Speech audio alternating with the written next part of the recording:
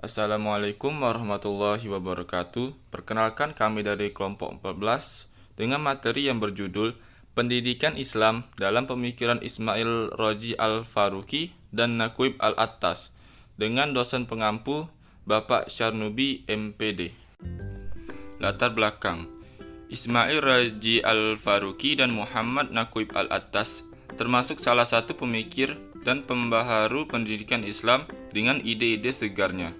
Tidak hanya sebagai intelektual yang konsen kepada pendidikan dan persoalan umum umat Islam, tetapi juga pakar dalam berbagai bidang ilmu pengetahuan. Mereka juga dianggap sebagai tokoh penggagas Islamisasi ilmu pengetahuan yang mempengaruhi banyak tokoh lainnya. Mereka secara sistematis merumuskan strategi Islamisasi ilmu dalam bentuk kurikulum pendidikan untuk umat Islam. Meskipun demikian, ide-ide tentang Islamisasi ilmu pengetahuan dan dalam pendidikan Islam banyak memperoleh tantangan dari para pemikir yang terlahir dari dunia barat. Biografi Ismail Raji Al-Faruqi. Ismail Raji Al-Faruqi, beliau lahir di Palestina, sebuah desa yang bernama Jaffa, pada tanggal 1 Januari 1921. Ismail Raji Al-Faruqi memiliki pendidikan yang sangat beragam dan luas, yang memungkinkannya untuk menjadi seorang cendekiawan muslim yang berpengaruh pada masanya. Ia dikenal secara luas sebagai ahli ilmu agama Islam dan ilmu perbandingan agama. Pemikiran pendidikan Islam Ismail Raji Al-Faruqi. 1. Berlandaskan pada tauhid. Al-Faruqi berpendapat bahwa pendidikan Islam haruslah berlandaskan pada konsep tauhid.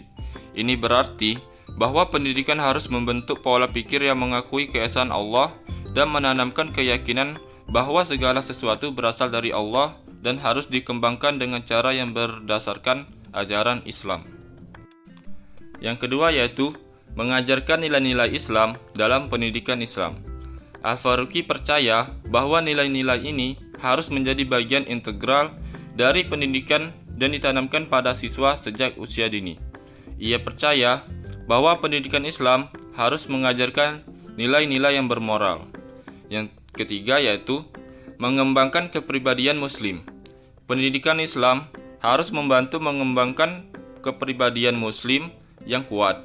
Ini berarti bahwa siswa harus diajarkan untuk memahami diri mereka sendiri, mencintai Allah dan Nabi Muhammad, dan menjadi lebih peka terhadap kebutuhan masyarakat. Yang keempat yaitu meningkatkan kualitas kehidupan. Pendidikan Islam harus membantu meningkatkan kualitas kehidupan muslim di seluruh dunia. Ini dapat dicapai dengan memberikan pendidikan yang efektif dan relevan bagi siswa, sehingga mereka dapat membawa perubahan positif pada masyarakat. Yang kelima yaitu mengembangkan kreativitas dan inovasi. Pendidikan Islam harus mendorong siswa untuk menjadi kreatif dan inovatif dalam pemikiran mereka.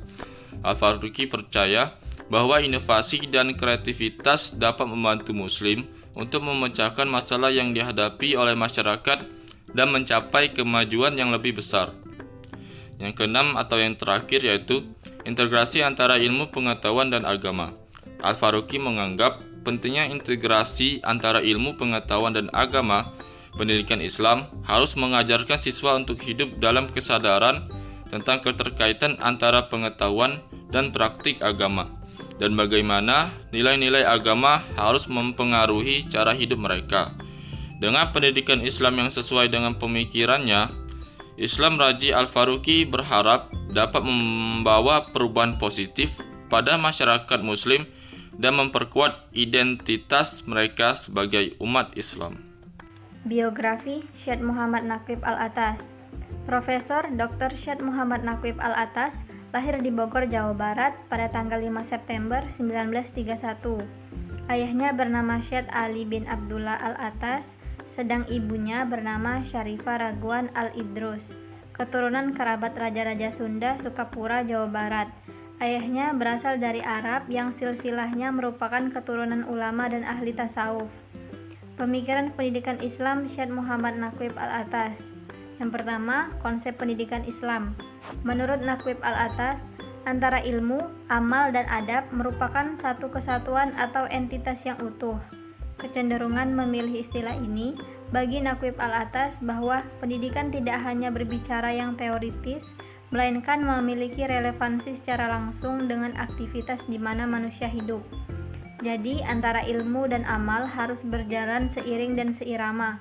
Penekanan pada segi adab dimaksudkan agar ilmu yang diperoleh dapat diamalkan secara baik dan tidak disalahgunakan. Yang kedua, tujuan pendidikan Islam. Naqib Al-Atas beranggapan bahwa tujuan pendidikan Islam adalah menanamkan kebajikan dalam diri manusia sebagai manusia dan sebagai diri individu. Tujuan akhir pendidikan Islam adalah menghasilkan manusia yang baik, yakni kehidupan material dan spiritualnya. Yang ketiga, kurikulum pendidikan Islam. Ilmu fardu ain. Kurikulum pendidikan Islam harus memuat berbagai topik seperti tauhid, ibadah, akhlak, dan lain-lain. Yang kedua, ilmu fardu kifayah. Kurikulum pendidikan Islam juga harus mencakup ilmu fardu kifayah seperti ilmu pengetahuan, teknologi, dan keterampilan yang diperlukan untuk memajukan masyarakat dalam berbagai bidang seperti ekonomi, sosial, dan politik.